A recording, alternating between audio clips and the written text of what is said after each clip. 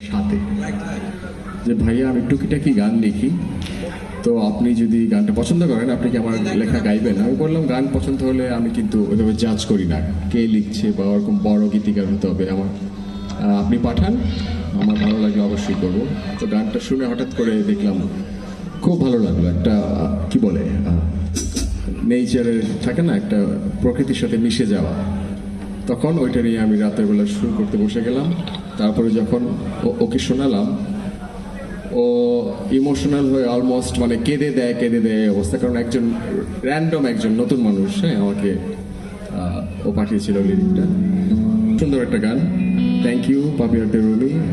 আমাদের যদি এখানে লাইভ বা কেউ এই ভিডিওর মাধ্যমে সোশ্যাল মিডিয়াতে দেখে, কারণ অনেকদিন আমার সাথে তার যোগাযোগ নাই, এবং আমি চাই ও আরও গান লিখুক, আরও ভালো ভালো গান লিখুক, এবং ভবিষ্যতেও যেন আবার আমি গান করতে পারি। এবং আমার কথা শুনলে আমি বলবো এই এত সুন্দর একটা গান লেখার জন্য পাপিয়া রুমি অনেক অনেক ধন্যবাদ।